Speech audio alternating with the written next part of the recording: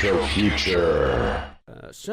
Ladies, welcome to another show on here on Radio Retro Future. And today's guest is Tom Rash, who is working on his new steampunk project. Good evening, Tom. Hello to you and hello to everyone else. Nice to meet everybody. So let's start with a little background on you. Who is Tom and what does he do? Well, I'm a former Marvel Comics artist. I worked on the Punisher 2099, and since that time, I've actually worked as a concept artist for video games and film projects. And for those not in the know, concept artist is the artist in the beginning of a production pipeline. Like I said, for a TV show, movie, video game, you design kind of everything. Like you design what characters look like, maybe a city that they live in, weapons that they use, costumes or armor, etc., that they wear, and so it's a pretty fun thing, like I said. But it's kind of the beginning of the pipeline, and then it hands off to other people in the production pipeline of a television, film, or video game. That's what I've spent the majority of my time doing that since I did draw for Marvel. But I also have been focusing on, say the last several years, getting my own original characters off the ground in various forms. And I have a comic called Black Alpha, which was published in USA Today. And it has been optioned a couple times to be developed as a cartoon, TV series, film project. And then I also have a number of other characters that I created. A lot of these were actually created in my youth and my grade school and teenage years. Salem Tusk, which is kind of like Doc Savage, Indiana Jones, new kind of steampunk adventure that I'm currently developing with actor Bishop Stevens, who's been on shows like The Walking Dead and the TV show Empire. All right. But let's talk a little bit about your craft, because I hear a lot of people talk about, how awesome concept art is. A lot of people I hear talking about, how much they would love to be a concept artist. Is there a certain magic to being a concept artist rather than the main artist on a comic or something like that? Well, I think that they all kind of have a certain unity in them, and that there has to be a quality of art that's there. And of course, as time has gone on in this digital age, there's been more opportunities for artists, which also means that the factor of what would I call it? Where the competition has kind of gone up considerably. So you definitely have to bring your A game, and then there is something to be said a little bit like all of this too, but I know that people come to me and say, well, what can I do to improve my skill or to get a job like this? All I can offer advice to everyone is just say, there's so much things at our disposal, like with Google and YouTube. Watch it, learn as much as you can about concept art if that's what you want to do.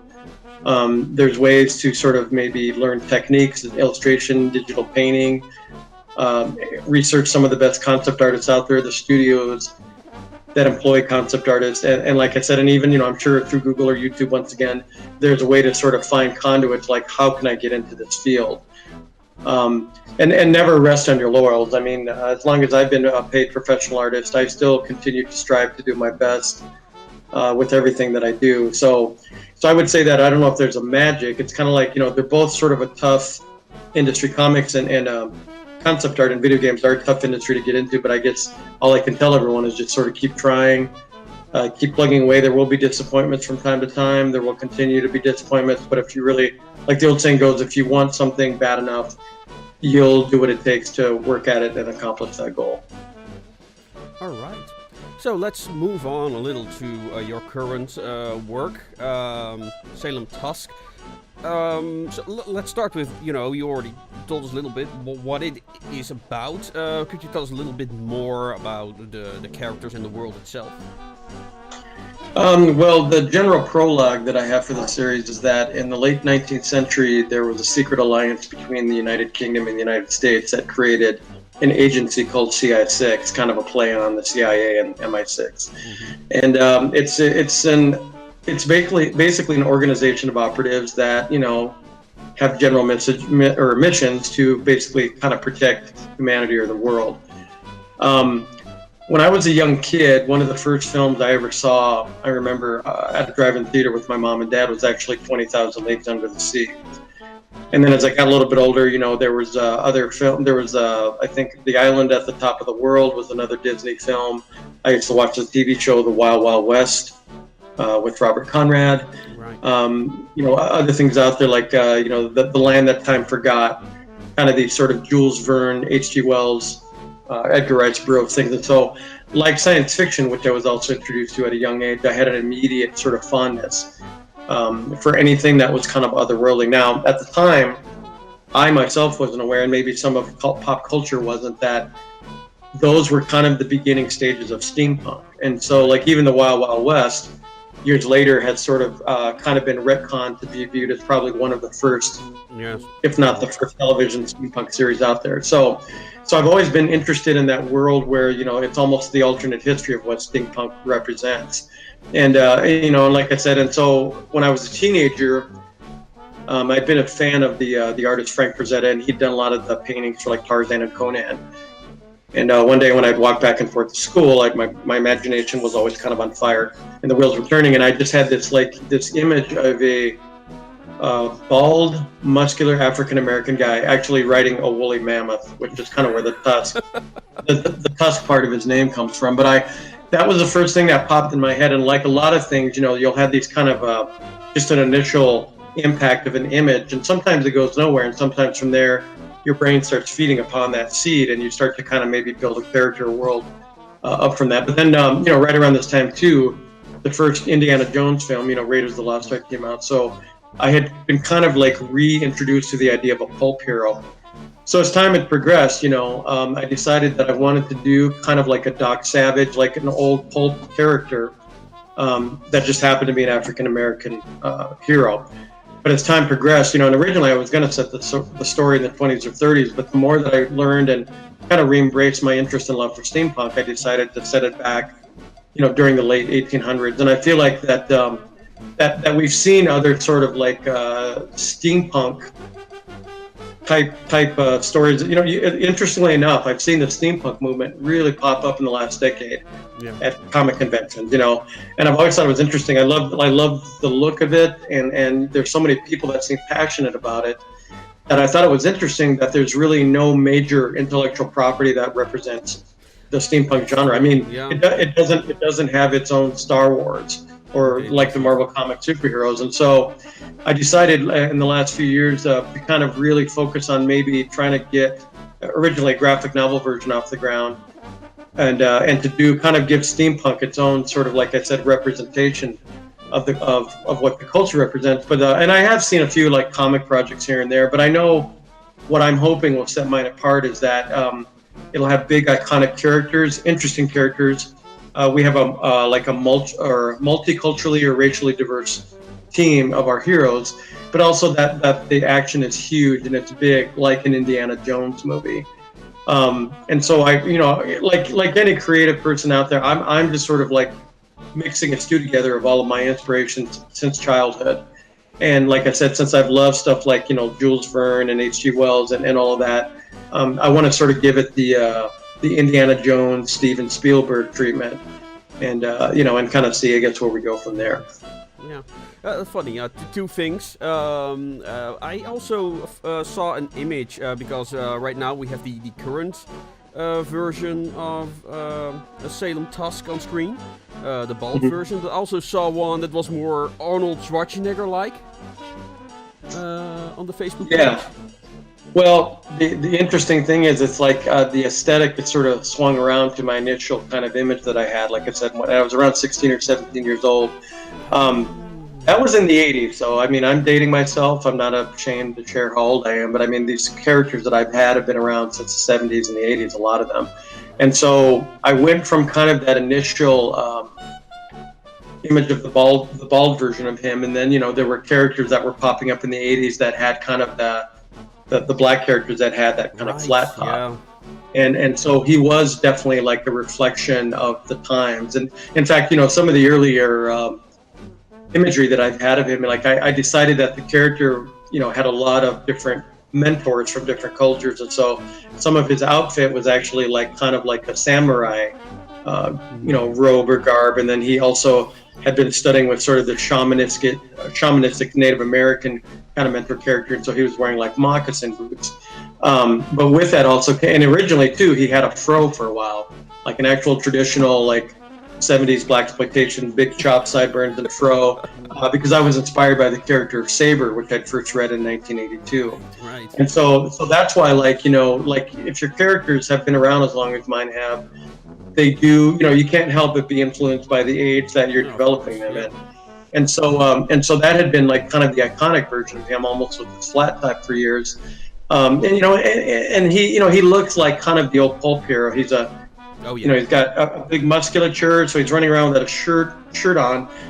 He's got khaki colored pants and black riding boots. That's kind of almost like a Doc Savage sort of imagery. But the one thing that I wanted to set him apart was that he has, like the Phantom, he has this double holstered belt.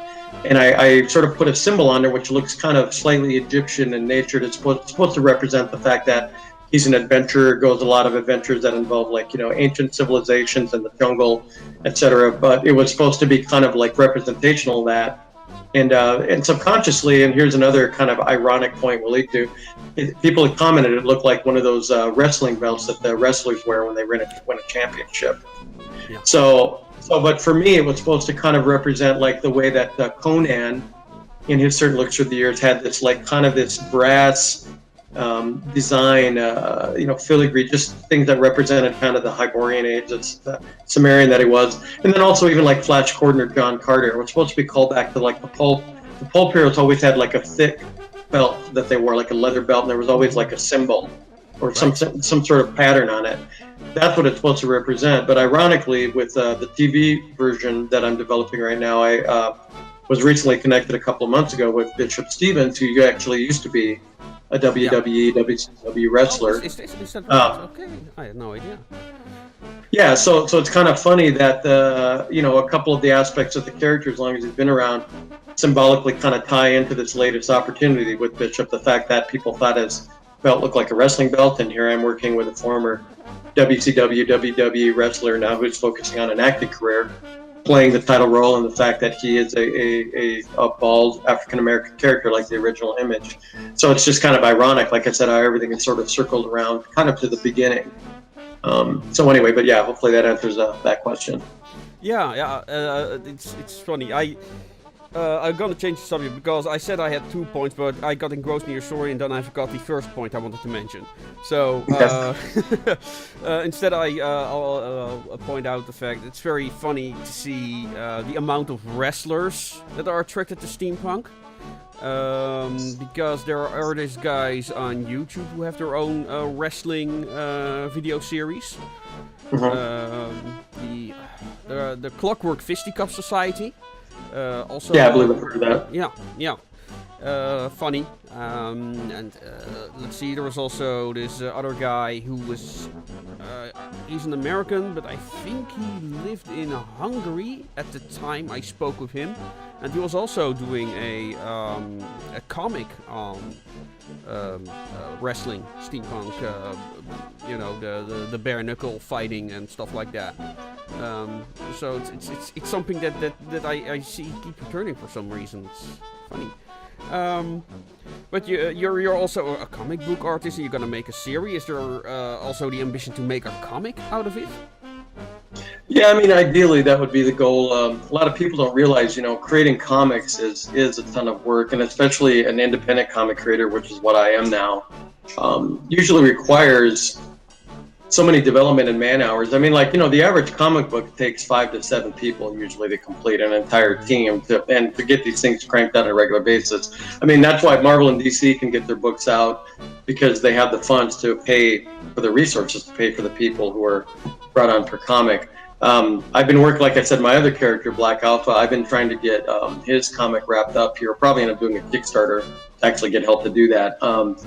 This next year, that's going to be a focus. But yeah, at some point I would love to do, and I played around with the formats. I wanted to do like a Salem Tusk miniseries, a graphic novel, or even a prose novel that has spot illustrations, because that one almost seemed to be the more time manageable goal to do, and once again, a callback to the old pulp heroes, an actual sort of pulp style Right. backstory novel version of the character that has a few spot illustrations by me, and I work with a few friends who are talented screenwriters and maybe and writers period, maybe have them do a book. But yeah, I mean, a lot of times my approach tends to be what some people call the cart pulling the horse, where I want to get a comic project off the ground, but and I'll say honestly, when I create my stuff, I mean, like I said, I've been a fan of sci-fi and superheroes and what would be considered steampunk my whole life. So I've always not just liked the comic or the show.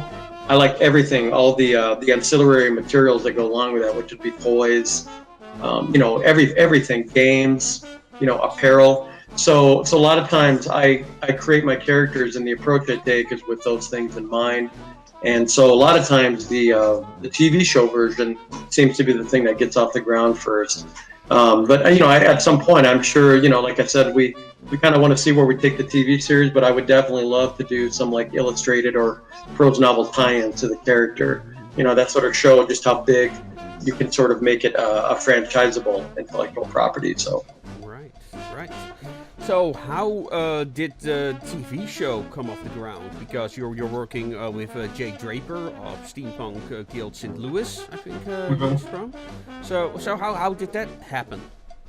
Well, here's one of the things that I will always say about social media. I mean, Facebook, like anything out there, kind of has its negative points, but one of the huge positives for me, and this is what I've used my Facebook page for many years, is connecting and networking with new people. So a few months ago, I was invited to be part of this group by James Neil Brodus called The Advisor, and pretty much what he does is he connects people of the arts. So it doesn't matter if you're a musician, actor, writer, director, anything in that spectrum.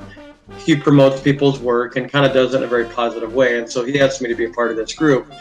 And like I said, and it might be longer than a few months ago, we'll say half a year ago, I started promoting my projects. And the main one was Black Alpha, and you're always kind of hoping that maybe either an actor or a producer, somebody will see something and that'll be kind of, everything will line up and that'll be the perfect opportunity to maybe sort of start a partnership. So anyway, and so I pretty much heavily promoted Black Alpha, but every once in a while I take a break from that and I have other characters and stories that I'll occasionally promote. And it's one particular day I promoted Salem Tusk because there wasn't much about it that people knew, and I reposted a picture and then the premise behind it, and James, or Neil, like I said, Neil as he likes to go by, he loved it, and immediately he thought of Bishop Stevens, and I wasn't aware of who he was the moment he said that, but within a couple days he put us in touch, and Bishop and I talked on the phone, and he thought it was a great project that he thought would be kind of something he could be attached to, and that we could be developed together almost as a launching point for a potential franchise character. Right. And so with Neil's help, we were able to connect and connect in more ways than one. I feel like him and I have started to form a great friendship and kind of be on the same page. And also the timing of it too, I think, is very beneficial and crucial. We've had like a very big year with African-American characters that kind of coming to the forefront that are, are based in comics like Black Panther and Black Lightning. So we kind of decided between that and just the timing of him and I meeting that we would really try and develop this thing and push it forward. And so we're doing it together, and with the help of Jay Draper, who's an executive producer, we're putting together a concept trailer right now.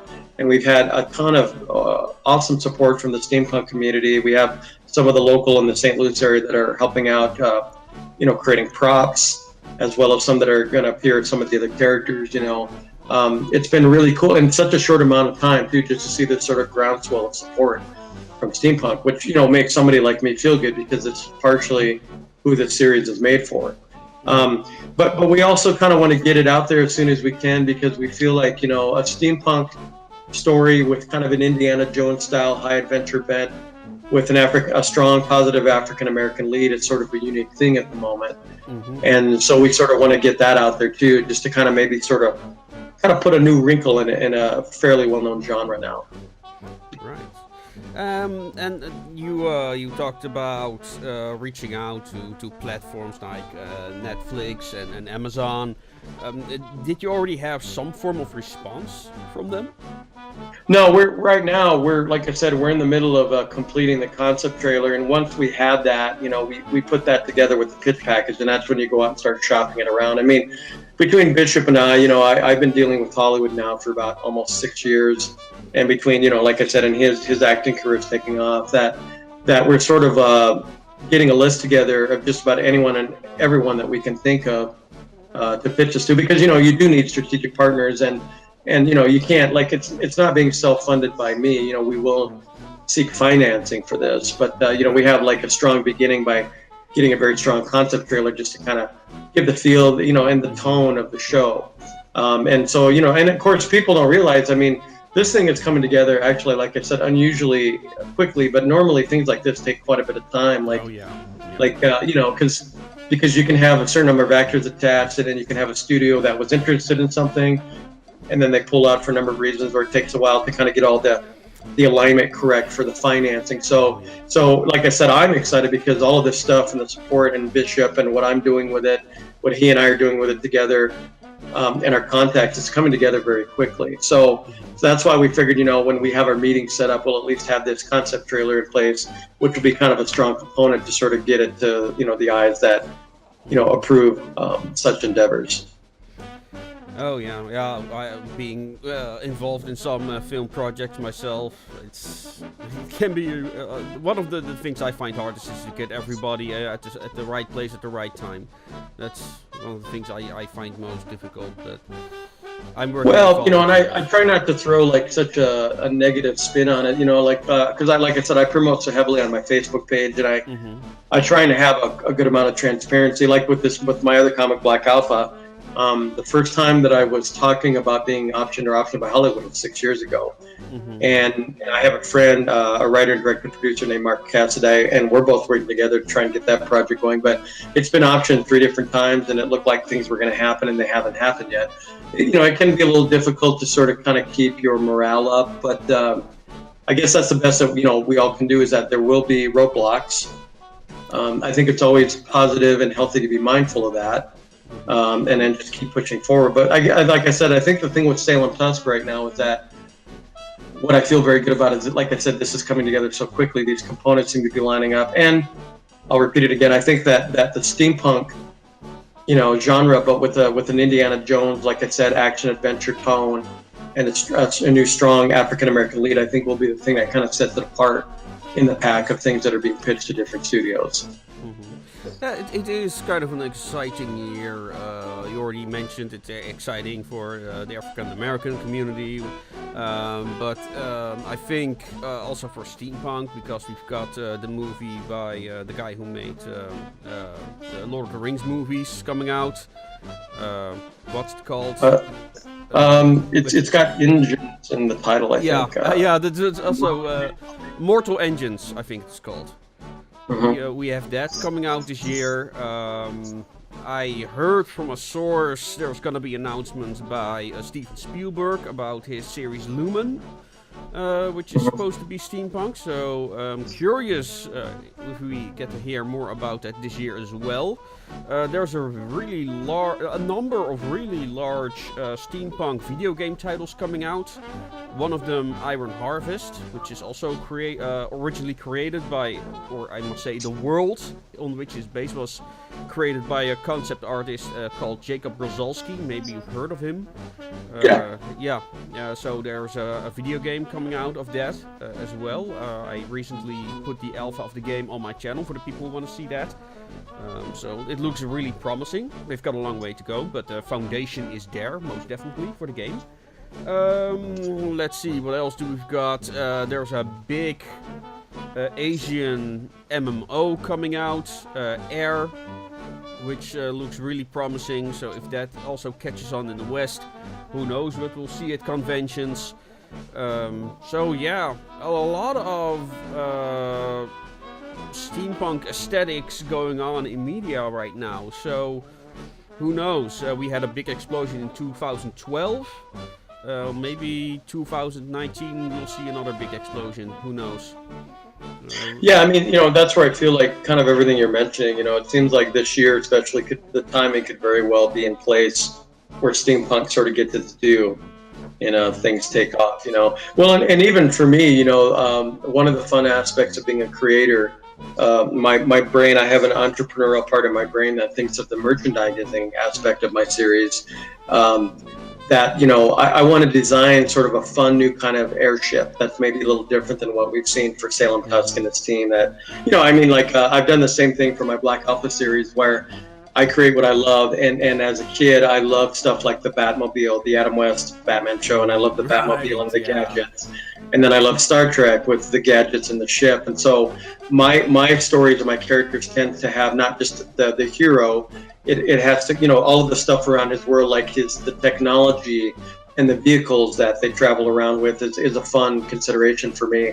And so, like I said, I'm excited about, to when we move the TV series farther along, to have like fun gadgetry that the CI6 team uses, the airship that they travel in, ground craft that they use, all of that. And I think that, like you said, this could very well be the time where all those things, because I think that, that business-minded people, obviously, even if something is popular, sometimes they view it as a niche market, and they want to know, I think that maybe that's kind of been the missing piece for Hollywood, is that they haven't really done like a major steampunk project, because they still probably have a hard time figuring out, well, some of this looks and sounds interesting, but once again, where are we going to make our profit at? And I do think that, once again, really exploring the merchandising, because obviously, there's a lot of people out there that create their own costumes that support, the steampunk culture, but, I think that they would also be on board about finding merchandising aspects that come from like a major, like you said, intellectual property, like a TV show or game. So that's my hope too, that, that we can move forward and make steampunk, like I said, just as prevalent as science fiction and superheroes have been in films. Right, now I remember what the point was I wanted to make. You already said it yourself. And actually I wrote about this subject like when I was still simply blogging on Steampunk, which was 2013, I think I must have wrote that. And that there, like you said, there are no steampunk franchises. Like there are some characters that could be associated with steampunk, but they're not. Like, for example, everyone knows about Steamboy within the steampunk community, yet when I looked for Steamboy cosplays, I could only find like 3. And 2 of them were of Steamboy himself, and the other one was of Edward, the father character, of which I'm still working on the second part of the review. But I think this is very important to the success of steampunk, is that unlike the video game industry, unlike the movie industry and all the conventions and merchandising surround that, steampunk isn't owned by a single company. And I think that's very important for all the change and differences we see, and all the variety we see in steampunk, because there's not a single company that can tell you, no, you can't do that because that's bad for a brand or anything like that. So I think it's also beneficial to steampunk in a way. For example, I don't want to make it too social commentary, but you see a lot of problems, for example, within the Magic the Gathering community. People are being ostracized for their political opinions. A few weeks ago, a guy got attacked on a con because someone didn't agree with his political opinions and just attacked him from behind at some point, just because he was there. So, without getting any further into all that controversy, I think steampunk is also fortunate that it doesn't have to deal with, well, basically company politics in a way. Yeah, I understand what you're saying. I think that, the reason that could be the case partially is that, there isn't there's obviously companies, large corporations that monopolize certain genres, even though they technically don't own them. Mm-hmm. Like I said, Disney, Disney is the juggernaut and has been now for a bit, because, the 2 most popular, type of films that are being produced into the box office are the Marvel superhero movies, and, since they also bought Star Wars. But they don't own like science fiction, space opera. They don't own superheroes, but they're still, very aggressive. I feel like kind of shrewd business practices where they sort of try and have the audience believe that you don't want new ideas. You don't want new versions of these things because, pop culture audience is only embracing the stuff that they grew up with. That I don't care for as much, but like I said, technically, it's good that one company doesn't necessarily own a genre, even if, like I said, they try and monopolize and kind of put a stranglehold on it. And I know for me, like the kind of work that I create, and I think has kind of benefited me thus far, is that, there's film by committee where you have film companies that sort of try and latch on to the latest trend, obviously, and then they're like, well, we understand that people or the kids are into this, so let's see what we can come up with quickly. Most of the time, audience can smell that stuff from a mile away, whereas with me, since a lot of these characters, like I said, have been around in my life, I create honestly. And like I said, granted, there's developmental changes through the years, but I love the fact that, like, growing up on stuff like Star Trek, even if it's sort of timely right now, I like the fact that my character, which kind of makes him unique, is an African-American lead, but that's really secondary, just his ethnic background. He could be any color and he would still be the same strong character, as well as his team. Like I said, we have an Asian girl on our team and other from different ethnic backgrounds, and each one has a strong skill set. And that's kind of what I want to try and avoid, is get away from this divisiveness that seems to be going on social media about political divides and racial divides and all that. And I just want to kind of get back to like the basic, kind of the ideal of what Star Trek represented, which is we're all people, we're all the same, we're all strong, and we go on to these crazy, fun adventures together.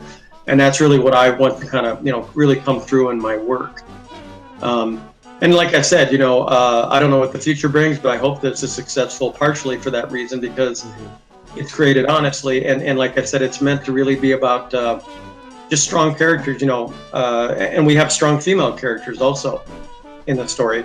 And I think that, it's always good to recognize that even though those kind of are beneficial in the current age, where, Black Panther represented was a cultural milestone because, it gave young African-American people a hero, their own Captain America or Superman to look up on screen. I think that's a positive too, but at the end of the day, even when I was a kid and I read Black Panther comics and there were other African-American characters, that was always secondary to me. And so I feel like my characters represent that in my adult years. It's like, there are strong female characters, a strong male character, strong younger characters, strong older characters. It's just about, creating really strong characters that are important to the story. Right, yeah. Yeah, the identity politics that snuck into the geekdom. It really hurts for me because I see a lot of things that I love getting torn apart because of differences in opinion, basically. But yeah, let's not. It's a very interesting topic, and it's a discussion we should have, absolutely. But another time. Yeah, maybe at a later date. I'm always open to discussing that stuff. Yeah, exactly. But yeah, let's see. All right. So, apart from, are we? Have you said anything you wanted to say about Salem Tusk? Let we start there before we change the subject. Let me think for a moment. Like I said, I've sort of shared the influences. Like when I do the quick pitch, like I said, it's he's a Black Doc Savage, Indiana Jones. Like I said, peppered with other pulp hero influences. Tonally, one thing that I will say about the story, I mean, the characters will have gravitas in sort of an emotional way. You get hints of their background, but I really want this to be sort of a fun popcorn ride. If I had to sort of describe the tone, besides the things I mentioned, like Wild Wild West, I was a huge fan of the James Coburn Flint movies, Our Man Flint and In Like Flint. And granted, there was quite a bit of a campiness to those that kind of reflected like the Adam West Batman, but they were just fun spy movies.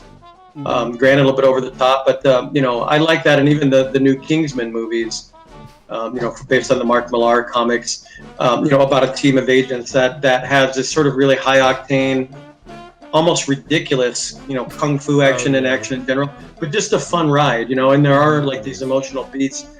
I would say that that's the tone that I would really like to capture, because my other series, Black Alpha, as I pitch it as Batman in Space, has a lot more kind of like angst going on to it because of something that's happened to him. And so I want Salem Tusk to kind of, like I said, have that emotional weight, but be a little more of just sort of a feel-good ride, with, like I said, just like the things that I grew up with. But I've shared like I want to do, share kind of more of the world down the road with designs of airships and all that, and then doing like prose novels as a spinoff. Probably the biggest thing I'm proud of, like I said, is how quickly this all's come together, and creating. Honestly, I hope I do something that honors and represents the steampunk movement and genre based upon the response and the people we've gotten involved. I think that we're on a good heading for that. And like I said, at the end of the day, I just want to do like the stuff I grew up with. I want to do amazing characters and amazing stories. One thing I did want to mention that I don't want to disrespect other creators of any kind of steampunk material out there, comics or anything of that matter. But I've been very, very kind of mindful of that. The one thing that has kind of been around for decades in pop culture that we've all kind of known is that I think that the characters, not only on a personality level and their characterizations have to be strong, you have to create strong visuals. And so like we have one character, Professor Cross, who actually used to be a top CF6 agent gone rogue. He's sort of like the Moriarty of the story. Right. Incredibly brilliant, incredibly deadly, but he's got like, sort of an interesting kind of gas mask with his top hat. He's almost like a Darth Vader. You know what I mean? And even with the look of Salem Tusk himself, with the gun belt and the big kind of like what would be like I said, the symbol there in the middle. I think that that's important because it sort of resonates with the public when you have strong iconography with visuals. And I think that that's one thing I'm really sort of trying to approach with these characters, that they sort of stick in people's minds. You have a strong looking villain character, strong lead character, the aesthetic of the world. I like I said, it'll definitely be very steampunk, but I kind of want it to have its own little kind of visual language to go along with it. And the same thing with my Black Alpha series. Like all of my characters are designed with that in mind. Because that's why I said I don't mean to sound disrespectful, but like, did you see the John Carter movie, by the way? Which I personally love. When it came out several years ago. I have not seen it. Well, that came out, several years ago and was considered a big flop. And that was another example of Hollywood going, oh, see, nobody wants new sci-fi. You could almost say in a slight way, even John Carter is steampunk because of the age that it was created in and even some of the visual look of the film.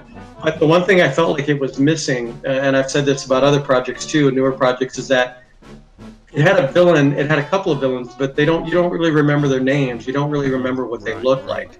And I feel like, like where Star Wars and Star Trek have like the Klingons and the Romulans and Boba Fett and Darth Vader, that's the stuff that, like I said, the audience is going to walk away with. So I'm hoping that the look of the characters, like you talked about the cosplay thing earlier, is that, with our female characters on the CF6 team and the villains and Salem Tusk himself and other characters we'll be introducing, that it will inspire the cosplay community to sort of want to do their own versions of these costumes, and people will immediately recognize them. Right. Yeah, it's something I'm currently working on with another well-known steampunk. Hopefully we'll record in 2 weeks if everything goes well. But it's gonna be a video on steampunk cliches. It's part of my Steampunk Beginner's Guide. I don't know if you're aware of the documentary I'm making. No, but I would definitely love to check it out. Yeah, I'll send you the link when we're done. It's 7 episodes now, so I'm really proud of that.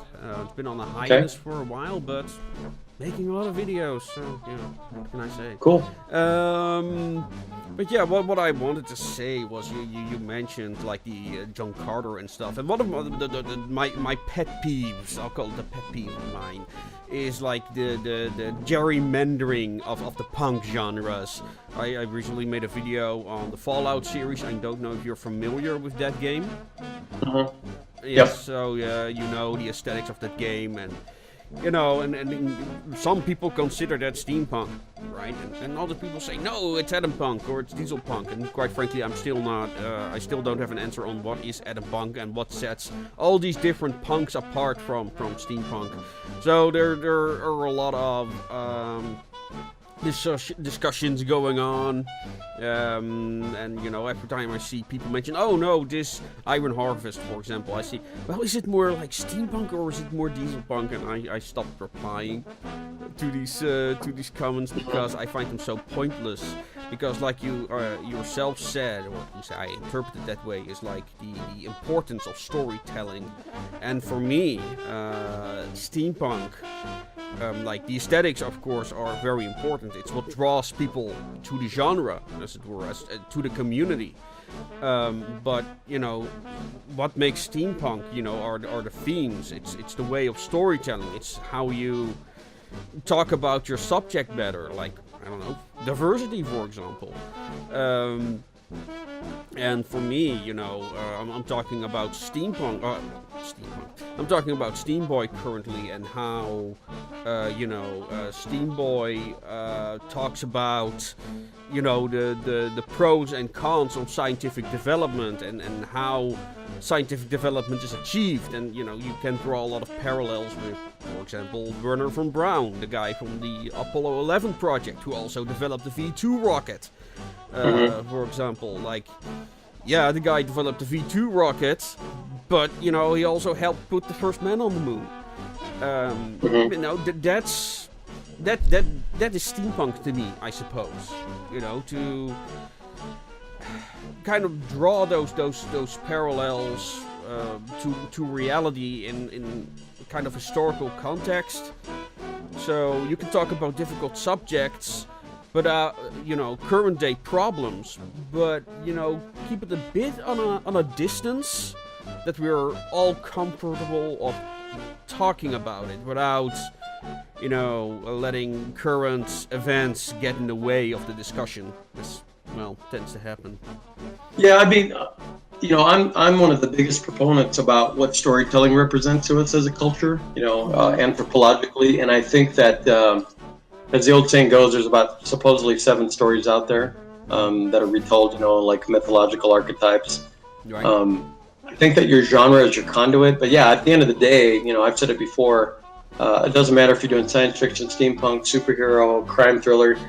It's always supposed to be a reflection of the human experience about us. It's something that, you know, not only can we live and ride on the shoulders of these characters and these stories, but to inspire us to make good choices. So, you know, I've said it before that I think that storytelling, if you sit there and think about it, is the thing that pushes us forward as a species. You know, like communication is the one thing that strengthens culture and infrastructure and all sorts of things that are created from association. And so I feel like we do kind of have an obligation, you know, anyone who's interested and passionate storytellers, to kind of use that responsibly, you know. And I, like I said, you know, growing up loving comic books at a young age and TV shows that I was introduced to, these things, you know, none of us are perfect, but I've sort of created like a roadmap to remind myself to get through choices, at times the difficult ones. And so, yeah, and it's tough because, I mean, I have my deep passions about the things I'm into. Don't get me going on the whole, you know, Luke's father was always a Darth Vader thing. That's kind of a known joke between my friends and I, because I feel like the integrity of the Star Wars story suffered because Lucas kind of decided midway through to change his interest from his protagonist to antagonist. You know, so I have my passionate things that people are just like, oh God, not this again. So I try and honor that. But yeah, I would like to hope that when people get so passionate in this day and age about, especially all the nerd stuff, to remind ourselves that it's to unify, it's not to divide. And you know, but yeah, I mean, like you said, well, and I was going to mention this earlier. I forgot to mention it when I brought up the whole pulp aspect. I coined this term. I don't know if anyone else has used it, but I decided that I originally called the title of my series the Steam Pulp Adventures of Salem Tusk, not the Steampunk, because that was supposed to be indicative of like this is a steampunk playing with the steampunk genre, some of the tropes, but it's very much a high octane pulp adventure like the things from the early 20th century. But I decided to go ahead and go with the steampunk just because I didn't want to create confusion, and in the end, it is set in that world. You know, from time to time, I will still refer to it as steam pulp, and but to me, it's all under that umbrella of what steampunk is. Not to create divisiveness, just to give, like I said, a slightly different corner of that sandbox that we're all playing around in the steampunk genre. Yeah, it's one of the things I like about steampunk is how diverse it is. Like, nobody knows how to really define it. Like, even in my own series, I define it as 3 different things, yet none of them are anything conclusive, which is, well, spoilers. It's like the aesthetic, we define as steampunk. It's the stories, but it's also the community. And you cannot like generalize these 3 points. They need to be discussed separately. And that makes like who creates steampunk? Is the community the ones that create steampunk, or is it popular culture that creates steampunk? So well, I think it's all cyclical. You know what I mean? Yeah, I think exactly. that the originators, kind of like the way Tolkien's considered the godfather or the grandfather of fantasy fiction, like with Robert E. Howard. That like I said, you could go back to like Mary Shelley and Edgar Rice Burroughs and H.G. Wells and Jules Verne is kind of being. But I think that when things come around and the fandom connects to it, we all sort of have a stake in it. We're all creating it. It's just that kind of entitled sense of ownership that sort of gets a little messy in the current age. That at the end of the day, like I keep saying, my hope would be that everyone is allowed to like what they like. They're allowed to be passionate, but let's not be hateful and ugly towards each other because someone doesn't agree with an opinion really about anything. And that's one thing that, like I said, I would definitely love to move away from. But and like when you're talking about steampunk, like in my story, we have gadgets at the CI6. I want some of it to be kind of unique and creative. And actually, I tell people Salem Tusk is the team leader, so he's a strong leader, but he's also kind of like a Bruce Wayne. He actually invents some of the gadgets that the team uses, which will be kind of a fun little spin on that, rather than him having who is it, M or Q, from James Bond, that always hooks him up with the gadgets they're going to use permission. Well, Salem does create some of that stuff, but at the end of the day, it's kind of like with my other stories. It's going to have like that Victorian-looking aesthetic and some of the technology that in the steampunk world that advanced in sort of a parallel way, airships and all that stuff. But like I said, it still is going to be about what are these characters about? Why are they making the choices they make? How do they feel? They'll go through triumph and tragedy and how they deal with those things. Like I said, that's the stuff that's always going to matter in the end. And also, it should be fun too, somewhat. So. Yeah, exactly. Well, chat, I see we have a number of viewers. Welcome if you are just watching. Please be free to ask any questions in the chat to our guest if you want. Tom, is there anything else you want to talk about for tonight? I was curious. You mentioned earlier that you said you'd been involved in a film project or two. So what was going on there? Well, currently I am working on a kind of a second part of our short film I'm doing with Ragtag. It's a kind of a military goon squad in the Netherlands. We're making part 2 of that in collaboration with Brian Oliver of Tales of a Broken Reality. Unfortunately, we had some roadblocks during the project, so I hope to resume filming in September. But the footage we have right now is very promising, so cool. I hope to have a teaser trailer within a week or 2, but it also kind of depends on Brian, because he also has his own footage, so we'll have to see how far he is with that. Also, I have written a kind of a screenplay for a music video for a German goth band. Cool. Originally I was supposed to be my character Dankert Lexicon was supposed to be an evil villain in that as a live actor, but they decided to go with drawings, and I've seen the concept of my character and it looks bloody awesome. I love it. Awesome. Unfortunately, I cannot share it publicly. But if you want to look at it, I'll be happy to share it with you personally. Let's see, what else am I working on currently? Well, there was supposed to be a metal band that wanted to do something with Ragtag, but I haven't heard anything back from them, so I don't think that's gonna continue, kind of think of it. Okay. And then there's also another film project, but that's really at the beginning of everything, so I'm not gonna announce anything about that yet, but that might be something big if everything continues. So yeah, and of course my own videos. I want to do something special for our October video, Halloween video I mean. Mhm. So I have to start working on that pretty soon, I suppose, because it's nearly September. Let's see, anything else right now I've got going on worth mentioning? Yeah, well, we're trying. Well, of course, there is our Fallout project.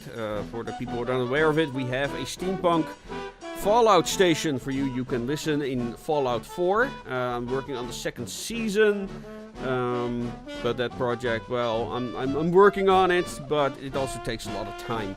So, but I have voice actors for that project, so that's something that's gonna happen. I hope to finish it before the end of the year. Cool. So, It sounds like you got a few things brewing. oh, I got so much. Because the last thing, and this is something that a lot of people are really enthusiastic about, I really got inspired by SCP this year. They are kind of a writers community, and they write all these files about supernatural monsters that the foundation that this is called is fighting. And we're trying to make our own steampunk version of that. Not sure how to market that, but I hope to get some more writers on board, and the people who have read it till now are really enthusiastic about the idea. So, if there happen to be amateur writers or professional writers, really doesn't really matter, who want to spend time on that, let me know. So, yeah, that was my number of announcements. Cool. Yeah, like I said, one thing I've noticed about creative types, it's hard to kind of confine yourself to just one thing. Like I said, we're bound by our passion, so I know how that goes. And it's the agony and the ecstasy of being the creative, I think. Like, you have all these things brewing that you want to get going, and sometimes, the time management isn't always there, and you can kind of crash and burn if you're not careful. So that's something I try and be mindful of more. So, but yeah, I guess that's all I can think of at the moment. No, that's and then Well, and you mentioned something about kind of, I didn't know if you asked the person, earlier on that someone kind of shares maybe something positive, before they wrap up. I guess like you said, our conversation as opposed to interview. Exactly. So I will share this and it's actually taken on new light. I just became a new dad for the first time. Oh, right. I have a baby daughter that's going to be 7 weeks old tomorrow, and I sort of think of my endeavors a little differently because, she's the number one now. She's the number one priority and the number one thing in my life, whereas prior to her, being born, it's like my characters were, Trish used to say that they were kind of my kids, and I kind of disputed that. But I suppose, your creations do feel like that. So of course, now that I have an actual child and my daughter in the picture, like I said, she's priority number one, and I don't want my creations to suffer or to feel neglected, but I also feel kind of a new resolve having a child that I want to leave a great legacy behind for her, in a number of ways. And one of them is and trust me, I mean, I've shared so much, sometimes too much on social media. One thing I was going to mention, like, if anyone is interested from this, this particular video today, I share heavily on Facebook, more than anything, really. Hope to change that down the road, but that's the main thing I've used for, like I said, at least half a decade. So you just look under Tom Rash, that's TOMRASCH, and I share a lot of what I'm doing on there. But like I said, prior to this Salem Tusk thing coming together, I'd had a pretty rough year with Black Alpha, and another example of things not working out in the Hollywood end. And there've been a couple times I was open about, well, maybe that's a sign, and I should kind of just pack it in. But at the end of the day, I just can't do that. I mean, maybe someday I'll know if things don't work out that maybe it's time to kind of find a different path. But I would say, someone who's living what they've dreamed about since they were a kid, drawing comic books for Marvel, working in the film industry, and then also, more importantly, getting my own characters off the ground to be developed as a comic or cartoon or TV show film. It's to kind of just hang in there and don't give up. And like I said, and so that's one of the messages I want to leave behind for my daughter. It's the same kind of thing. It's like our struggle. Like I said, the reflection of the human experience is about getting through those ups and downs through life and trying to make the best choices you can. And also allowing yourself to be human. So I would say that's probably the basic wisdom that I can always impart is, like, as hard as it is sometimes, and each one of us have different things that happen to us, just try and hang in there and kind of be the hero of your own story. And that's probably the biggest legacy that I want to, leave behind for my daughter. All right, thank you for those words, Tom. It's been a great interview. Some great wisdoms were being shared here. So I hope you also enjoyed this. For all those people back home that are listening, thank you all for taking your time to watch this. And of course, please your comments and opinions down in the comments if you want. I'll post an edited version somewhere later this week, if time allows it, I must admit. But yeah, don't worry, I will post an edited version, of course. Also, for people that haven't already subscribed, please do so, and please mind to press the bell button next to the subscribe button so you'll get your notifications. Also, for those people that want to chat more with me and other people in the community, we have our own Discord now, where we form our community, and it's becoming really lively.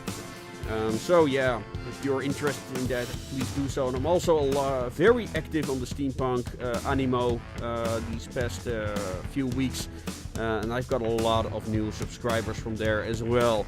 So I can really recommend that app if you want to promote your steampunk-like material. Great feedback as well. So yes, people, as always, I'm gonna bid you adieu and make things your way. Good night.